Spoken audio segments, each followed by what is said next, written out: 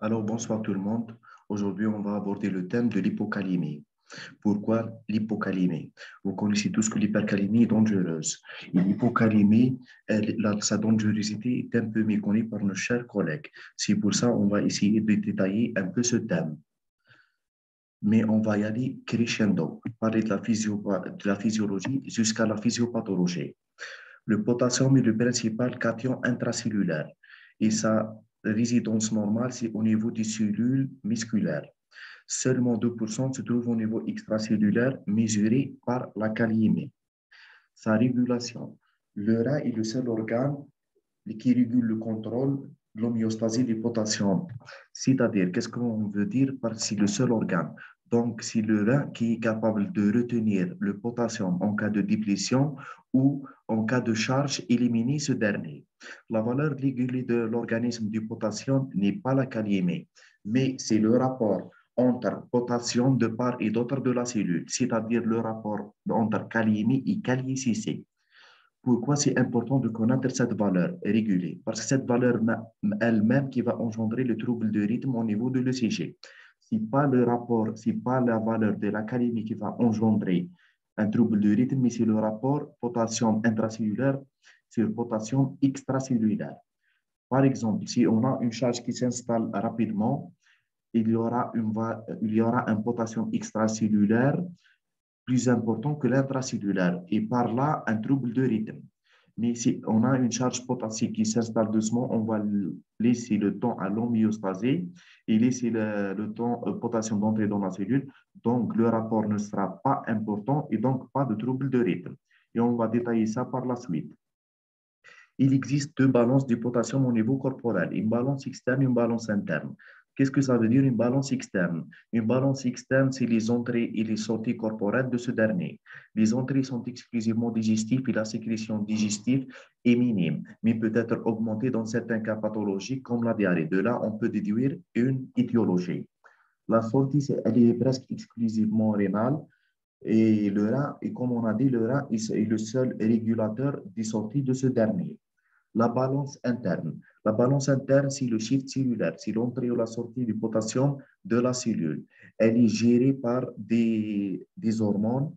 Principalement, on a l'insuline, comme vous connaissez tous, l'insuline va permettre au glucose d'entrer dans la cellule, mais va aussi activer l'échangeur NAH+. Quand on active le NAH+, il y a accumulation du Na au niveau cellulaire et par conséquent activation de l'ATPase. L'activation de l'ATPase va faire entrer le potassium dans la cellule. Donc, l'insuline, c'est une hormone qui va permettre au potassium d'entrer dans la cellule. Deuxième facteur, c'est les activateurs, c'est les bêta-2 énergétiques qu'on utilise comme traitement dans les hypercalémies. Ces derniers vont activer directement l'ATPase, c'est-à-dire ils vont faire entrer le potassium en intracellulaire et faire sortir le sodium. Et ce n'est de même par l'inhibition des alpha-adrénergiques. Il y a autre phénomène aussi qui est l'acidose. L'acidose va permettre l'entrée dans la cellule des H+. La cellule va essayer de tamponner les H+, par conséquent, faire sortir le potassium, c'est-à-dire causer une hypercalémie. Mais attention, seule l'acidose aiguë va causer une hypercalémie et non l'acidose chronique. L'acidose chronique va causer au contraire une hypocalémie par un mécanisme d'adaptation rénale. Le transfert, le seul rein, comme on a dit, le rein est le seul organe régulateur du potassium. Donc, qu'est-ce qui se passe au niveau tubulaire? Le rein est carrément filtré et filtré librement à travers le glomérule. Il y aura des mécanismes de réabsorption tout au long du tubule avec réabsorption-sécrétion au niveau des canaux collecteurs. On va y passer cellule par cellule. Donc, la réabsorption, le potassium est librement filtré au niveau glomérulaire, il va être réabsorbé jusqu'à 65% au niveau des bulles contournées proximales. 40% va être réabsorbé au niveau de l'once de Henle, la partie ascendante et au niveau distal. Et le contrôle, c'est-à-dire la sécrétion ou la réabsorption de ce dernier selon les besoins du corps va se faire au niveau du canal collecteur. Donc, la cellule principale, comme on a dit, va réabsorber, la cellule du tubule proximal va réabsorber jusqu'à 60 à 70% du potassium. La cellule de l'once de Henle. La partie ascendante de l'once de Henle va réabsorber jusqu'à 40% du potassium par le récepteur NAK+ de Cl. C'est le récepteur où agit les diurétiques de l'once. Ici, il y a une mutation de ce récepteur qu'on trouve chez les jeunes, qu'on trouve surtout en pédiatrie. On appelle ça syndrome de Bartter. Les cellules de type contourné distal, c'est des cellules du port diazidique, le NaCl, qui va réabsorber passivement en intercellulaire le potassium. Ici, il y a une anomalie génétique de ce dernier. Ça s'appelle le syndrome de Gitelman. Et là, la régulation, là où se trouve la régulation du potassium, c'est au niveau de la cellule principale, au niveau des canaux collecteurs. Qu'est-ce qui va se passer dans ce dernier? Au niveau de la cellule principale du canal collecteur, il existe des récepteurs à l'aldostérone. Quand l'aldostérone sera fixé à son récepteur, il va activer le port de sodium, il va réabsorber le sodium. Quand le sodium se cumule au niveau intracellulaire, il va augmenter l'activité de l'ATPase. Donc, l'ATPase va faire sortir le sodium en interstitium pour être réabsorbé au niveau du vaisseau et par retour au niveau corporel. Et il va faire entrer le potassium en intracellulaire et par conséquence, une sécrétion passive de ce dernier vers la lumière tubulaire et donc excrétion vers les urines. De là agit deux médicaments, la spironolactone ou l'aldactone, c'est un anti-aldostéronisme et comme on appelle ça, les diurétiques hypernueurs de potassium. Va se fixer au niveau des récepteurs de l'aldostérone et va empêcher l'activité de l'aldostérone. On a un autre médicament qui s'appelle l'amyloride qui va bloquer directement le port du Na+, et par conséquent, il va épargner la sécrétion du potassium et pour ça, on appelle ça les diurétiques épargneurs du potassium. Maintenant, quand on a fait un peu le tour physiologique du sujet, on va entrer dans le vif du sujet, les hypokaliémies. On va résumer ça dans une seule diapo. Diagnostic étiologique des hypokaliémies. Donc, le potassium, on a dit qu'il y a une balance externe et une balance interne. La balance externe, c'est les entrées digestives et les sorties rénales. Donc, les entrées digestives, on a dit que la sécrétion digestive peut être augmentée dans certains cas, comme les diarrhées. D'accord? Et il y a les sorties rénales qui peuvent être augmentées ou perturbées. Le plus souvent ou le plus fréquemment, c'est les diurétiques qui vont augmenter les pertes rénales. Il y a d'autres médicaments comme les minéralocorticoïdes qui agissent qui ont un effet aldostérone-like. On a les anomalies génétiques comme on avait précédemment, le syndrome de Bartter et le syndrome de Gitelman, qui est les anomalies du port tyrosinide-like ou thiazidique-like. On a les acidoses tubulaires, c'est une maladie tubulaire qui est tout un chapitre qu'on va aborder dans d'autres sujets. Et pour résumer tout ça, toute maladie rénale va conduire à la sécrétion de potassium et on appelle ça une néphropathie hypocalémiante. Ça, c'est la balance externe. La balance interne, elle est résumée par le shift cellulaire, c'est-à-dire l'entrée ou la sortie de la cellule du potassium. Les causes médicamenteuses qui vont permettre l'entrée du potassium en intracellulaire sont principalement les bêta-2-mimétiques comme on vient de voir, l'insuline comme on vient de voir, le mécanisme, la thiophéline, la caféine ou le verapamil. Il existe aussi des causes non médicamenteuses comme l'alcalose métabolique. On a dit que l'acidose métabolique aiguë va causer une hypercalémie et au contraire, l'alcalose métabolique va causer beaucoup plus une hypocalémie. Ça, c'est la balance interne et externe. Un autre mécanisme méconnu par nos chers collègues, c'est la déplétion en magnésium. On dit que devant toute hypocalémie réfractaire au traitement, il faut substituer avec du magnésium. Pourquoi? Et pourquoi la déplétion en magnésium cause-t-elle une hypocalémie? Parmi les causes prouvées de cette dernière, c'est que une déplétion en magnésium va altérer notre ATPase cellulaire. L'altération de notre ATPase cellulaire va laisser le potassium en extracellulaire et par conséquent une hypercalémie. Quand on aura une hypercalémie, on aura une adaptation rénale, élimination rénale et par conséquent une kaliarèse élevée et par conséquent une hypocalémie. Donc, pensez à mettre du magnésium devant toute hypocalémie réfractaire au traitement et on va voir ça par la suite à quelle dose et à quel intervalle pour ne pas causer une hypermagnésémie parce que l'hypermagnésémie aussi peut causer des diarrhées aggravant les hypocalémies. La clinique. Il y a l'hypocalémie aiguë, il y a l'hypocalémie chronique. L'hypocalémie aiguë, elle entraîne, c'est un ion paralysant. Elle entraîne, on a dit que sa présence principalement dans les cellules musculaires. Donc, on aura des paralysies, surtout un illus paralytique du type digestif, des hypotonies et diminution de la force musculaire. Ça, on connaît tous avec le trouble de rythme cardiaque qu'on va voir par la suite. L'hypocalémie chronique, on craint tous, surtout les néphrologues, on craint nous, les néphrologues beaucoup plus parce qu'on voit beaucoup d'hypocalémie chronique. Elle va donner une rhabdomyolyse.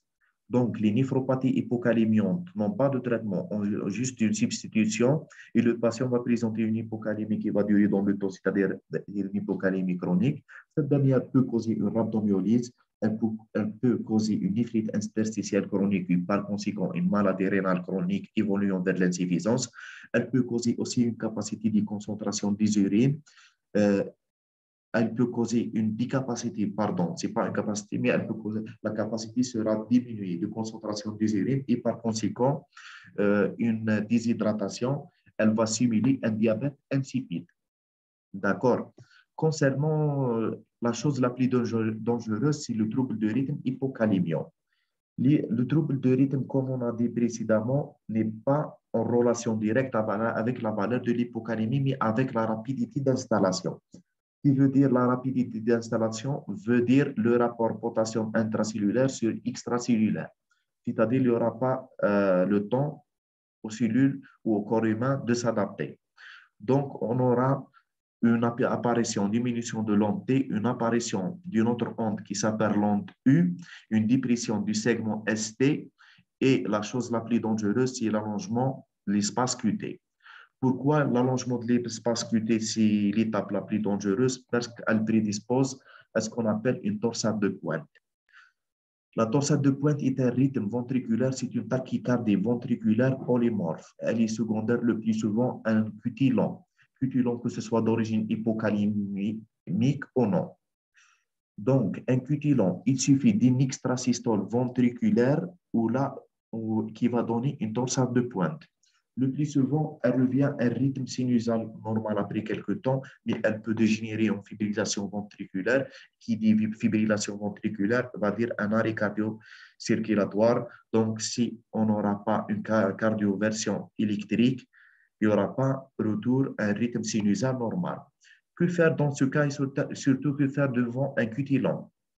Tout d'abord, il faut administrer du chlorure ou du sulfate de magnésium par voie intraveineuse, quel que soit le niveau de magnésium sanguin. Le mécanisme curatif n'est pas vraiment élucidé, mais elle va stabiliser la membrane musculaire cardiaque. Deuxième médicament qu'on va utiliser, c'est l'accélération de la fréquence cardiaque par de l'usuprel pour diminuer notre QT. Et troisième chose qu'on devrait faire, c'est une charge en potassium, quel que soit le rythme on ne va pas attendre le rythme, on va pas attendre la valeur du labo du potassium, mais on va donner une charge potassique. La surveillance de l'intervalle QT, elle est cruciale et c'est la plus dangereuse des étapes. On va ouvrir une petite parenthèse contre le QT long et les causes médicamenteuses du QT long, vu sa dangerosité. On a dit que l'hypocalémie donne du QT long, donc les médicaments causant une hypocalémie, surtout les diurétiques, impliquent directement ce QT long. Les antiarythmiques aussi peuvent donner un QT long. Certains psychotropes comme les chlorpromazine et l'allopyridol qui sont des neuroleptiques peuvent donner un QT long. Certaines infections comme les macrolides ou le Bactrim vont donner, et je vais revenir à cette phrase, et certains antihistaminiques. Il y a aussi l'intoxication à l'hydroxychloroquine ou le plaquenil. Le plaquenil a fait courir beaucoup de bruit sur son utilisation pendant l'époque où il y a eu émergence du COVID-19. Le plaquenil est responsable d'une hypocalémie qui va donner un QT long. Et son association avec l'érythromycine ou l'azithromycine ou certains macrolides vont potentialiser son effet hypocalémiant et par conséquent un QT long. Si pour ça, on a proscrit l'association du plaquenil avec un macrolide. Aussi, il faut faire un ECG avant de donner du plaquenil ou de l'hydroxychloroquine.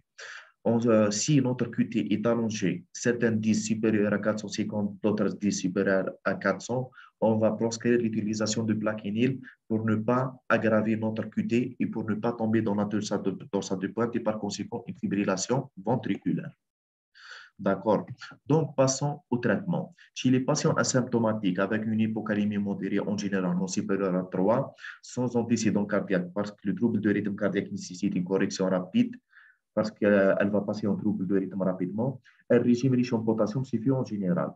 Le potassium existe en général, les bananes et les dattes sont très riches en potassium, les fruits, les légumes, surtout les patates, sont très riches en potassium, et il y a les noix de cajou aussi.